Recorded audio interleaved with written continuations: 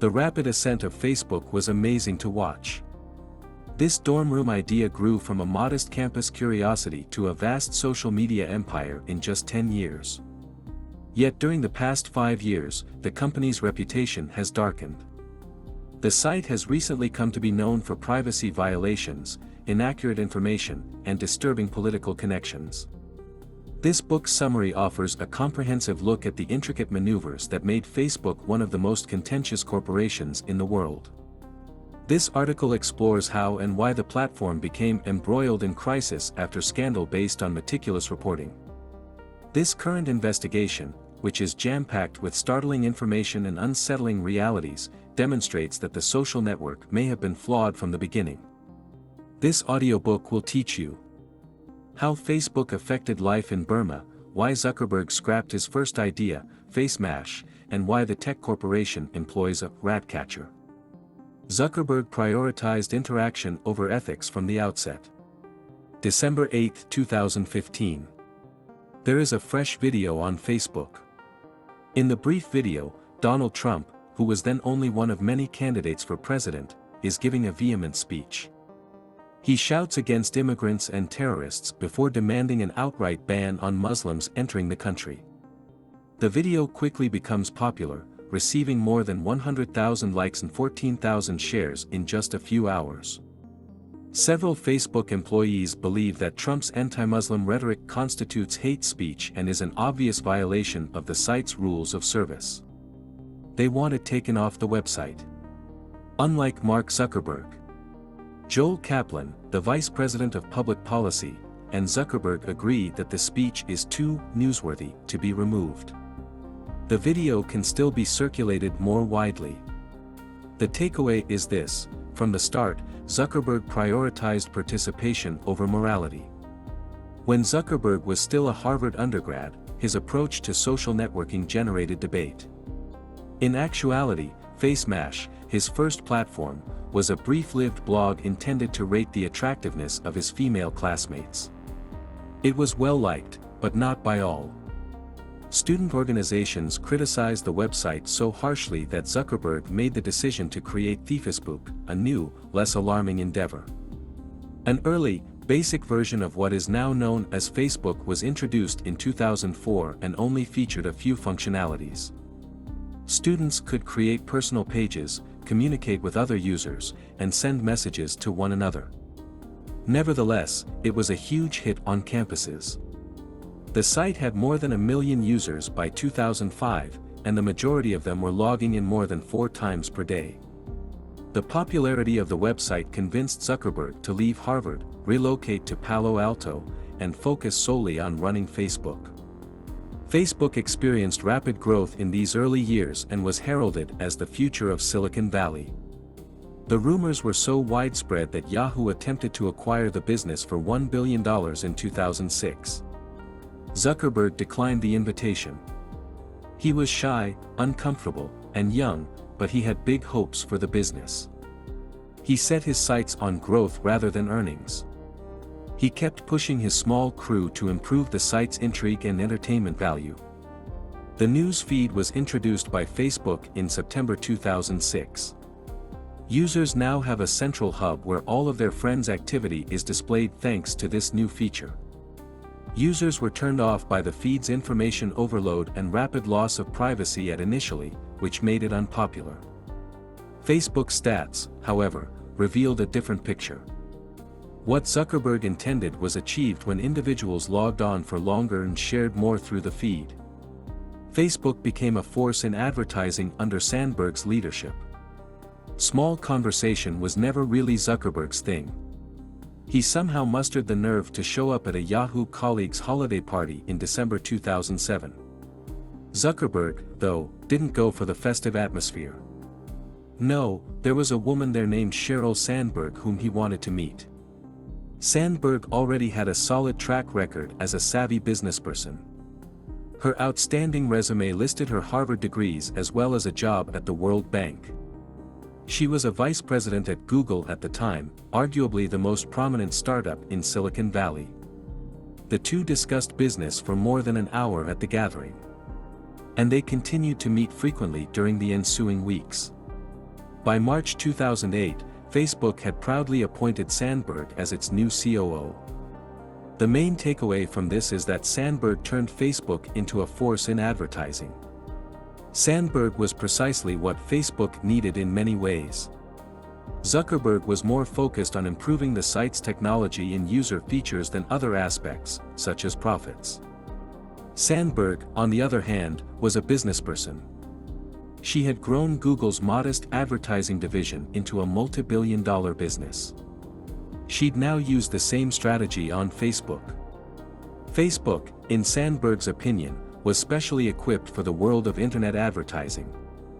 Facebook had access to a significantly greater range of user data than Google, which sold advertisements based on users' search phrases.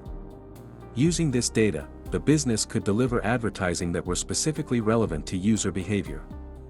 Also, visitors were urged to interact with businesses directly through the website's interactive features and share adverts with friends. Facebook takes action to effectively monetize the data of its users in order to capitalize on these benefits. It debuted the "like" button in 2009. This feature made it simple for consumers to respond to any online content. The delivery of targeted material was then made possible by Facebook, and more significantly, user preferences were collected for sale to marketers. Also, the website changed its privacy options. Users were duped into revealing more information by the new settings' obscurity and confusion. The Center for Digital Democracy and other privacy advocates have taken notice of Facebook's expanding usage of user data. It complained to the Federal Trade Commission, FTC, in December 2009. Facebook agreed to frequent privacy audits as a result of the lawsuit, but the government did very little to actually monitor or control the company's operations in the years that followed. Facebook made an effort to maintain political neutrality, but failed. Engineer was Sonia Ahuja's official title. Yet, she was the rat catcher, informally. Her job at Facebook was straightforward. Anytime a bad article about the firm leaked to the media, she had to track down and fire the leaker. The year 2016 was a busy one for the rat catcher. A number of damning articles on Facebook's internal conflict were being published by the well-known technology blog Gizmodo. According to the reporting, users' news feeds became more and more full with fake information and inflammatory hate speech as the American election heated up. Gizmodo claims that Facebook employees sought to stop this unsettling trend. Naturally, all of the information was accurate. Facebook battled with its new position as a prominent player in political discourse as it sought to dominate the market. The important takeaway from this is that Facebook attempted to be politically neutral but failed. By 2016, Facebook was the main news and information source for millions of people in the US and elsewhere. The company's bottom line benefited from this, but there were drawbacks. One was that Facebook's news feed algorithm prioritized content with high engagement, and, regrettably, most of that content was incendiary and sensational. People frequently saw information that, despite being erroneous, confirmed their own prejudices. Trending topics were added by the corporation to change the tone of the website. With the help of this function, Facebook's content staff may curate user feeds to some extent. A claim that the website employed this technique to censor postings with right-wing opinions was made in a May 2016 story by Gizmodo. Naturally, the story went viral in the conservative media. This seemed to confirm Republican suspicions that the website was biased in favor of the left. Zuckerberg spoke with prominent conservative individuals like Arthur Brooks of the American Enterprise Institute and Glenn Beck of Blaze TV in order to suit the criticism. The creator of Facebook restated his support for free expression during these discussions and asserted that the company was making every effort to maintain its political neutrality. The plan only partially succeeded because conservatives continued to be wary and liberals were angry over the appeasement. The threat intelligence team at Facebook, meanwhile, discovered a worrying new pattern. The website appeared to be being used by Russian hackers to spread false information on Democratic candidates. Other hackers were also disseminating emails and other information taken from the Democratic National Committee, even though this wasn't legally against the site's regulations. The team took down a few of these malicious accounts, but the harm had already been done because a lot of the posts made national headlines. Facebook chose not to accept accountability for extensive election interference. Many people in the nation were shocked by Donald Trump's unexpected presidential triumph, and Facebook was no exception. Following the election, Zuckerberg and his team struggled to adjust to the new situation. One challenge the business faced was the possibly hostile new administration. Hence, the business recruited Corey Lewandowski, Trump's former campaign manager, as a consultant in an effort to build relationships with the new president. The idea of working alongside Trump seemed bizarre and revolting to many employees. But in the months to come, a thought even more unsettling would surface. It became more obvious that Facebook may have helped put him in the White House as the corporation looked into how it handled the election. The main takeaway from this is that Facebook refrained from accepting blame for broad election interference. The chief of Facebook's cybersecurity, Alex Stamos, introduced Project P in the months after the election. An internal investigation sought to ascertain whether third parties had employed the website as a vehicle for political propagandizing. The team working for Stamos combed through hundreds of election-related political advertisements. They searched for any patterns that would have pointed to planned political efforts. The Internet Research Agency, or IRA, was the result of their quest. The IRA is a group based in St. Petersburg that promotes Russian political objectives. It spent over $100,000 on Facebook advertisements during the 2016 election cycle to promote extremist views on the left and the right. When all was said and done, 126 million Americans had seen the advertisements. This effort, along with others like it, probably had some influence on how the election's news was covered and how it turned out. Facebook first made an effort to conceal these discoveries because the firm didn't want to become involved in a political scandal. Nonetheless, a scandal surfaced in March 2018. According to a New York Times article, Cambridge Analytica, a UK consulting company, secretly obtained information on up to 87 million Facebook users by exploiting a security flaw. The company later sold the data to the Trump campaign so they could use it to create specialized political ads. The information raised further questions about Facebook's privacy policies. The stock price of the business fell 10%, and Zuckerberg was requested to speak before Congress. But, during the hearing, many congressmen showed signs of technological ignorance, and Zuckerberg skillfully avoided making any statements that would have been seen as accusatory. By day's end, Facebook's stock price had increased and it appeared the business would escape any significant responsibility. Real-life violence was influenced by Facebook's lax content filtering. August of 2017. Sai Sit Thuan, a soldier in the Burmese Army's 99th Light Infantry Division, turns on his phone and opens Facebook. He carefully enters a new post. It expresses his rage for Muslims and wants to expel them from his nation. Aung is not alone. People in Myanmar are posting and disseminating unfavorable information about the Rohingya, the nation's Muslim minority. Violence soon breaks out as a result of the hatred. Around 24,000 Rohingya are slaughtered in the months that follow, and hundreds of thousands more migrate to Bangladesh as refugees. Later, the conflict is investigated by a United Nations fact-finding team. They believe that Facebook was determinant in the escalation of racial tensions in the area into a full-fledged genocide. The main takeaway from this is that Facebook's inadequate content control encouraged violence in the real world. Facebook had gained more than 1 billion users by August 2013, a remarkable achievement. Yet, Zuckerberg had higher ambitions. He desired to host billions more on his platform. The business had to expand outside of the developed, Western nations where it was already well known in order to achieve this figure. Thus, Zuckerberg started the Next 1 Billion initiative, an effort to bring Facebook and Internet access to underdeveloped nations. The effort was successful in increasing Facebook users, but it also had unforeseen effects. The platform's deployment in new situations was not anticipated by the company. Moreover, it failed to hire enough personnel to moderate the website across the hundreds of new tongues it was being used in. Consequently, the corporation was initially taken aback when extremist anti-Muslim Buddhists started spewing anti-Rohingya vitriol. Human rights advocates first warned Facebook about the harmful hate speech on their network in 2014.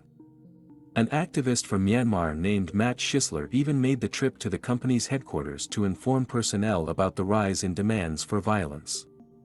But his pleading was ignored. Facebook did little to stop the vitriol despite his efforts, and the Rohingya community suffered as a result. This preventable tragedy was starting to hurt Facebook's reputation, along with the Cambridge Analytica incident and other prominent blunders. New talent was looking for employment elsewhere because Facebook was no longer the hottest firm in Silicon Valley. As a result, Zuckerberg announced something in July 2018. He would have a larger involvement in the day-to-day operations of the business and become a wartime CEO. He would make an effort to restart his business in the upcoming year. Facebook's anti-competitive activities earned it a lot of critics. Zuckerberg has grown accustomed to receiving bad press by May 2019. A fresh op-ed in the New York Times, however, felt like a knife in the back to him despite his thick skin. Chris Hughes, one of the original co-founders of Facebook, wrote it. "It's time to split up Facebook," reads the subtitle. Hughes founded the Economic Security Project, a left-leaning think tank, after he quit Facebook 10 years ago. He contended in his paper that Facebook had expanded too quickly and too widely. He alleged that the business eliminated competition, abused consumer data, and generally behaved like a risky monopoly. Zuckerberg has good reason to be alarmed. Hughes was merely the most recent in a long line of politicians, professors, and proponents of consumers who have called for the government to shut down Facebook. The main takeaway from this is that Facebook's anti-competitive activities caused them to gain a lot of opponents. Facebook's relentless strategy of acquiring smaller rivals contributed to its rapid expansion. As Hughes wrote his opinion piece, the business had bought over 70 additional businesses. Although there were large mergers as well, the majority of these deals were under $100 million. Instagram was purchased by Facebook in 2012 for $1 billion. It spent $19 billion to purchase the WhatsApp messaging software in 2014. Due to these transactions, Facebook now boasts a record-breaking 2.5 billion users globally. Additionally, it provided the business with unimaginable access to user data. Despite Zuckerberg's initial pledge to maintain the operation's relative independence, he ultimately chose to combine the services. Even while each program would still appear to be independent, its back-end architecture would be extremely intertwined. The transaction, according to law professors Tim Wu and Scott Hemphill, was essentially a plan to make antitrust enforcement more challenging. Facebook might argue that any government-mandated separation would be too cumbersome by combining each service. The political environment didn't shift despite the action, though. Politicians like Elizabeth Warren and Bernie Sanders made Facebook regulation a frequent topic of conversation as the 2020 election heated up. Facebook kept making political errors in the interim. The website was failing even as Zuckerberg and Sandberg boasted about new moderating guidelines. Infamous deepfake videos, including one featuring House Speaker and longtime Silicon Valley ally Nancy Pelosi, proliferated on the site during 2019. Pelosi turned against the firm after Zuckerberg refused to take the tape down. Facebook found that it had lost a lot of its Washington pals. Facebook attempted to reinvent itself as a champion of free expression, but failed. Zuckerberg had a busy summer of 2019.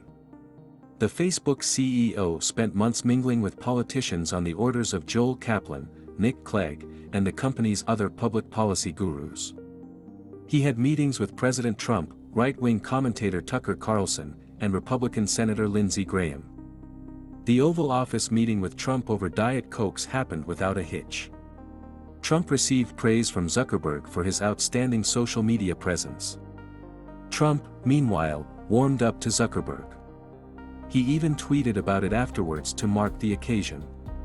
Several Facebook employees were irritated by the contentious discussion, but Zuckerberg appeared unconcerned.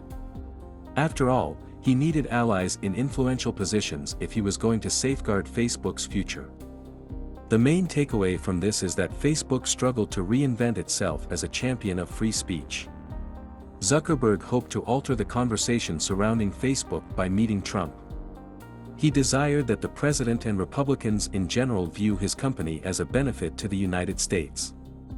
Thus, he frequently stated his business served as a crucial buffer against growing competition from Chinese rivals like WeChat and TikTok while meeting lawmakers. Yet, Zuckerberg's approach was not his only one. Also, he intended to promote Facebook's Slack moderation as an asset. Facebook declared it would not fact-check or otherwise regulate any political advertising in the run-up to the 2020 election. Politicians, advocacy organizations, and regular citizens concerned that false information will taint yet another election reacted negatively to the new policy almost immediately. Hence, in order to quell criticism, Zuckerberg gave a well-known lecture on the campus of Georgetown University in Washington, D.C. The CEO praised Facebook's long-standing commitment to free speech in his remarks. He made absurd analogies between posting online and the civil rights movement, erroneously asserting that the site was created to foster political discourse over the 2003 Iraq War. Nearly everyone, including the Anti-Defamation League and well-known lawmaker Alexandria Ocasio-Cortez, harshly denounced the gathering. In the weeks that followed, Sandberg was compelled to defend Zuckerberg's new stance in a conversation with journalist Katie Couric. She tried her best to strengthen the argument for Facebook's new policies, but she was unsuccessful. Many were actually sick of the company's harmful impacts after years of mistakes, and more trials were still to come. Facebook is being forced to rethink its steadfast stance on free speech by a number of crises. Once again, President Trump is blustering his way through a press conference while seated at the podium. But this time, COVID-19 is sweeping the globe in April 2020. In a characteristic digression, the president asserts that the infection might be cured by eating cleaners for the home. Naturally, the video can be found on Trump's Facebook page shortly after that. Technically, the post goes against the site's policy against misrepresentation about medicine. The business has increased its vigilance in putting an end to potentially harmful rumors since the pandemic began. But how ought it to deal with this one? Should the president's post be removed? Zuckerberg and his group err on the side of free speech once more. Even with false information, the post is still available. The main takeaway is that Facebook's absolutist stance on free expression is being called into question by numerous crises. Online content filtering underwent a major transformation in the spring of 2020. The COVID-19 pandemic and nationwide protest in the wake of George Floyd's murder kicked off a new wave of heated rhetoric, and platforms were starting to respond. Trump tweeted a suggestion that protesters ought to be shot in May. Twitter responded by classifying the tweet as hazardous, which was unprecedented. Yet, Zuckerberg chose not to do anything at all. Employees at Facebook were furious. 33 founding employees published an open letter denouncing the corporation, and many people took part in a digital strike. By June, advertisers had had enough of the bad coverage and organized a one-month boycott of the site, joining large corporations like Verizon, Starbucks, and Ford. It wasn't just about Trump. Meanwhile, Facebook's brand-new private group feature was causing turmoil. These unmoderated hotspots had developed into spawning grounds for right-wing militia groups, conspiracy theories, and hate speech. A violent mob then stormed the Capitol building on January 6 in an effort to rig the recent election. The media rapidly reported that numerous individuals were organizing in unmoderated group sites and spending a lot of time posting on Facebook. The business finally made a turn for the better. Facebook temporarily disabled Trump's account after announcing a stricter policy against dangerous posts. The business even established the Facebook Oversight Board, a brand new, impartial panel to decide on content-related disputes. The board will ostensibly have additional supervision, but some claim it's really just a ploy to shift accountability from the company's management. The future of Facebook is still up in the air. This audiobook's main theme is that Facebook has consistently courted controversy since its inception. Due to Mark Zuckerberg's focus on constant development, compulsive user interaction algorithms, and low moderation standards, the website has become the perfect platform for the propagation of extreme viewpoints and polarizing political ideologies. Although the corporation has taken steps to curtail its greatest excesses, there is still more work to be done. It's unclear whether the social media juggernaut will enhance its offerings or lose popularity.